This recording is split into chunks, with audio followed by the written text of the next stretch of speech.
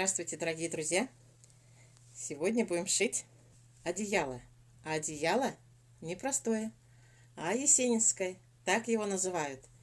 Почему его так назвали, неизвестно. Такие одеяла шили на Руси наверняка везде и во все времена. Я собрала тканюшки. У меня вот эти вот небольшие отрезики были. Вот я с них буду резать свои квадраты. Это детская вещица, которая не носится. Это моя рубашка, бывшая в употреблении, но еще совсем не изношенная. Я ее уже куда-то применяла в своих работах. Это мое платье, тоже бывшее, ситец, очень хороший, качественный. Такого сейчас не найдешь. Тоже я его куда-то уже применяла. И вот смотрю, здесь такой воротничок симпатичный. Как он сшит, интересно. Фестончиками. Куда-нибудь тоже применю в работах. А вот это была юбка у меня. Тоже ситец очень крепкий. Она не изношена совершенно. Лежит на даче. Без дела. На пуговицах. Вернее, на кнопках она была. Немножечко пожелтели кнопки. О, у меня уже идея родилась насчет этого. Вот эта рубашка тоже моя. Тоже ее поносила я немножко. Но она тоже крепкая. Ткань хорошая, крепкая. Сейчас я покажу, как я буду выкраивать из этой рубашки. Я из картона, из плотного, вырезала вот такой квадрат 13 на 13 сантиметров. И по нему, по этому шаблону буду выкраивать. Вот смотрим здесь. Сюда у нас никак не помещается. Вот это вот кокетка. Сейчас померяем здесь. Выйдет здесь. Тоже капелюшку не хватает, а то было бы 2 слоя сразу. Ну, только спинка и перед получается. Складываем вдвое. Здесь выточка. Если бы выточка была просто прошита, а не отрезная, то я, конечно, бы ее распустила. Как вот здесь на спинке я распустила выточки. Вот, прикладываем квадратик наш. И вот здесь выходит у нас в 2 слоя 4 квадратика такого размера. А вот с этой стороны уже у нас не выйдет, потому что здесь тоже планка пришивная. Если бы она была цельная, то можно было бы тоже распустить. Обрисовываем квадрат наш и выкраиваем. Не буду вас утомлять. Я уже выкраивала вот таких квадратиков разных расцветок. А теперь будем собирать, какие нам надо. Берем вот красный, хочу взять. Вот этот синий. Скалываем и прошиваем. И вот этот можно взять. Вот такой бирюзовый и беленький. Тоже скалываем лицом к лицу и прошиваем с одной стороны. Я сшила вот такую гирлянду. А теперь разрезаем. Целесообразнее сделать вперед одну работу, а потом следующую. Вот я взяла те лоскуты, которые подобрала. А теперь складываем лицом к лицу и прошиваем с 3 сторон. Я прошила с 3 сторон. А теперь что мы делаем? Надо нам ее вывернуть, эту заготовочку. Надо, уголки не буду срезать, а вот так заворачиваю, так и вот так. И вот здесь придерживая, выворачиваем. И уголок практически прекрасно вывернулся. Немножечко вот иголочкой подправляем и все. Один раз. И этот также. Все, вывернули. получилась такая заготовка. Что мы делаем дальше? Мы берем и вот так ее разворачиваем. И получается у нас вот такой блок. Посмотрите. Треугольниками. Чем хорош этот способ пошива одеяла? Тем, что его можно сшить вручную. Все вот эти швы, которые я сделала машинкой, можно сшить вручную. И теперь замеряем, какой у нас квадрат получился.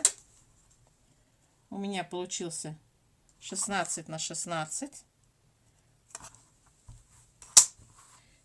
Я выкроила такого же размера синтепон. Он у меня тонкий. Одеяло мне нужно летнее. Дачный вариант. Поэтому я буду использовать тонкий синтепон. А вы используете, какой вы хотите. Вот так кладем на эту заготовку. И подсовываем внутрь.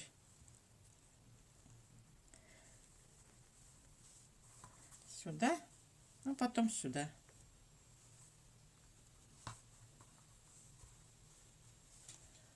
Расправляем.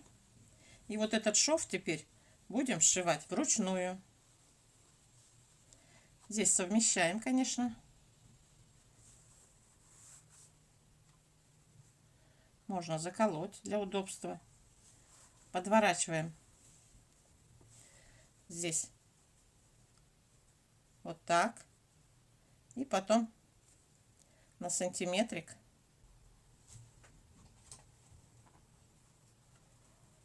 и вручную все прошиваем.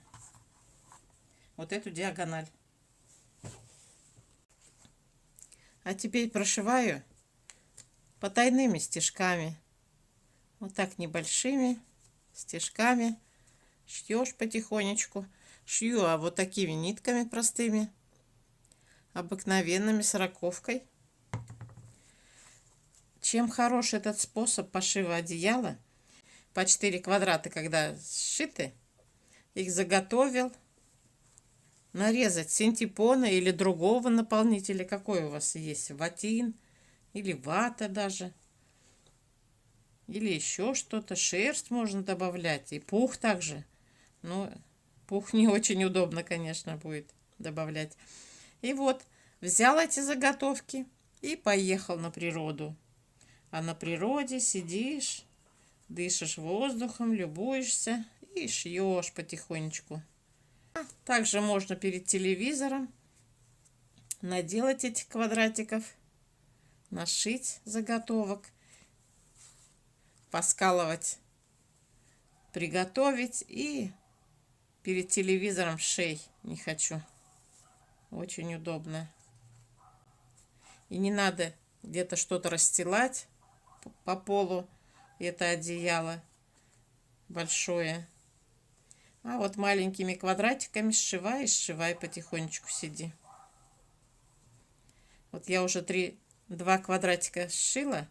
Третий, сейчас 4 сошью. И покажу, как дальше сшивать будем эти квадратики. Как будем сшить это одеяло. Шьем так, как умеем. Ничего страшного нет, если где-то что-то неровно. Это же ручная работа все-таки. Я сомневаюсь, что в старину были такие рукодельницы, что везде шили все ровненько и чистенько. Они брали также старую одежду, выкраивали нужные лоскуты крепкие и сшивали, как умели. Я вышивала бора, и мне одна дама написала, что бора вышивают ровно, все четко. Особо умелые вообще там все рассчитывали до миллиметра.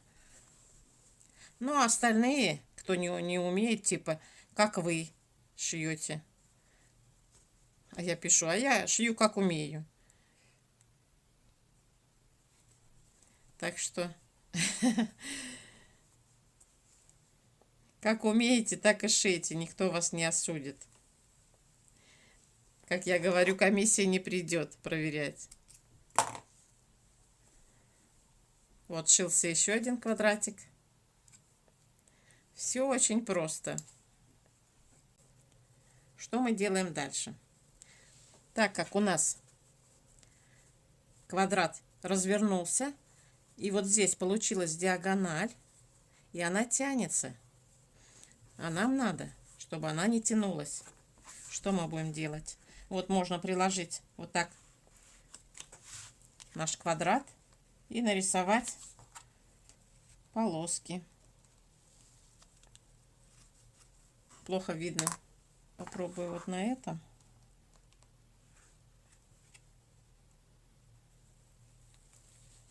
Можно вручную, конечно, все это разлиновать.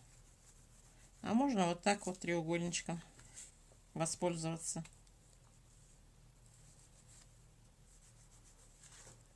Видно, нет? И вот по линиям, по этим буду стягать. Стягать я буду вот такой толстой ниткой. Это ромашка. Можно ирисом, можно джинсовыми нитками для джинсы. Они толстые, но чуть потоньше этих. И вот теперь вот из этого уголочка прячем туда, в уголок, наш узелочек.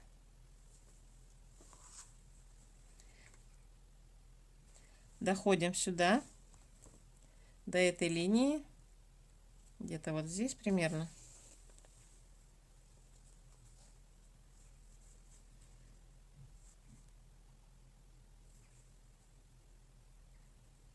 Вот сюда вывели ниточку, и надо сделать закрепку здесь, чтобы у нас никуда не тянулось ничего. Немножко видно, но при сшивании потом его не будет видно. И делаем стежки определенного размера, какие вам надо. У меня стягается очень легко, потому что синтепон тонкий и удобно стягать. Берем нитки потолще, для того, чтобы видно было эту стежку нашу.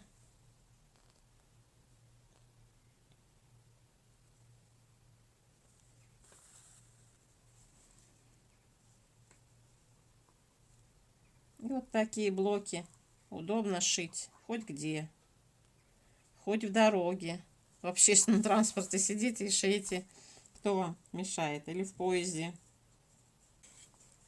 Сюда дошли, опять сделали закрепочку, чтобы у нас не стягивалось ничего. И выводите иголку в следующую полосу. Ничего страшного не будет, если у вас немножко будут отличаться стежки, как у меня. Я не заморачиваюсь на этот счет. Как получилось, так получилось.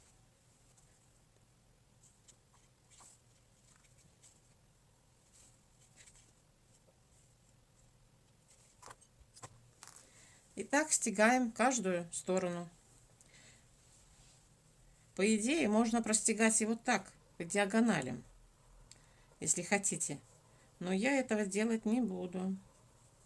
И вот такое тоненькое, тепленькое одеялышко получается. Вернее, блок пока, до одеяла еще далеко. Продолжаем.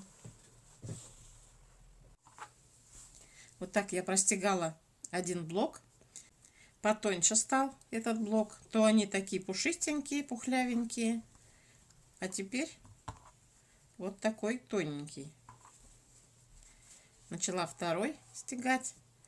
И вот смотрю, вот так прикладываю. Вот так мы будем сшивать. И здесь вырисовывается рисунок. Хоть так, хоть. Вот квадратики такие вырисовываются. Вот этот способ шитья я узнала о нем практически недавно. Совсем случайно попала на канал моей землячки. Мадам Плюшкин называется. Она ведет канал на разные темы, как у меня. Вот. У нее очень интересно. Зайдите, кто не знает, кто не был. Очень интересно она рассказывает. Она и краевед, оказывается, в Оренбурге, знаменитый. Вот. И она очень хорошо рассказывает об этом одеяле. Она тоже узнала от Веры Голубевой об этом способе шитья. И вот научила и меня этому способу шитья, который очень простой, несложный. Любая женщина справится, кто захочет стягать одеяло. Несложно совсем. И даже у кого нет машинки швейной. Все вручную можно сшить. Я шила 4 блока. А теперь определяемся. Вот это будет лицо, это изнанка. Потому что мы здесь шили вручную. Это изнанка. Вот так. А теперь надо будет сшить эти наши блоки. Вот красные, красные в другую сторону. Крутите, вертите, как вам нравится, как вы хотите.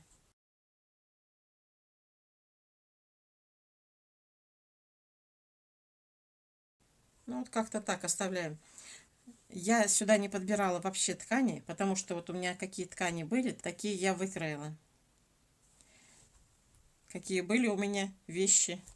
Еще будут какие-то, еще под краю. И буду продолжать шить. А теперь складываем вот так, лицом к лицу.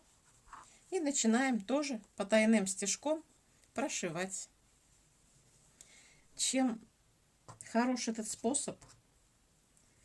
Это одеяло можно надшивать и надшивать. Ребенок растет, и одеяло вместе с ним растет. Вот здесь вначале покрепче можно сшить. Шью я этими же нитками крепкими, толстыми. Сшиваю. Можно для удобства сколоть, чтобы они не разъезжались, квадратики.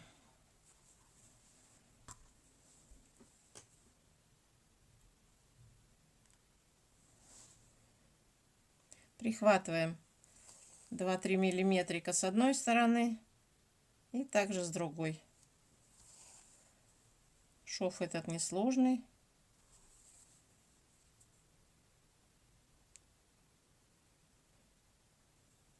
Это одеяло будет в поддеяльнике.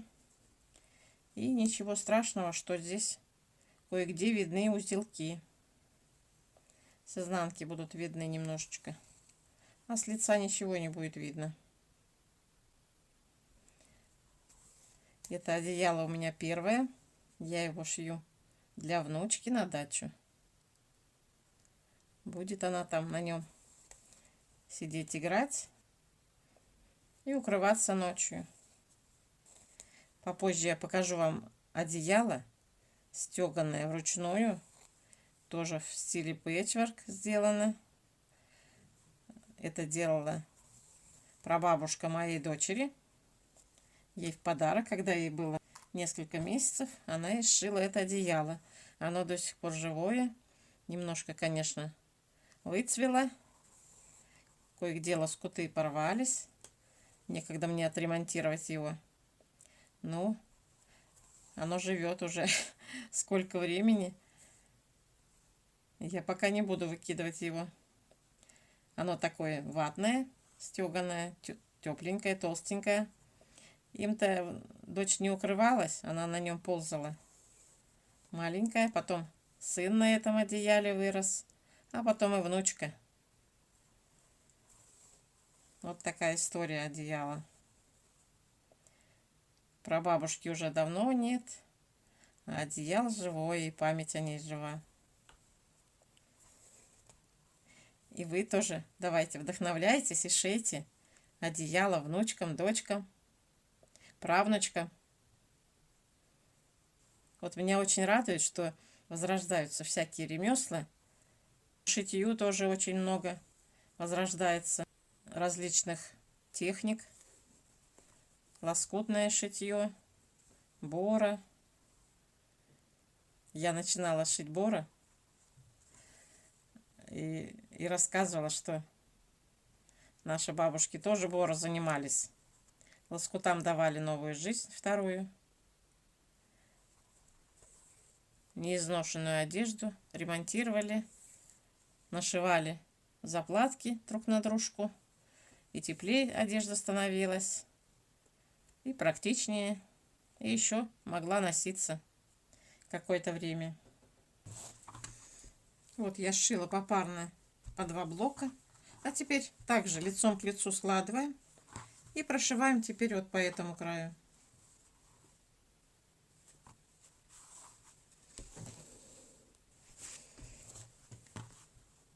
Вот так я пришила. Посмотрите, как интересно, ярко получилось все. Мне нравится. Вот эти вот 3 лоскута. Здесь 2, здесь 2. Но можно было бы, конечно, расцветками поиграть.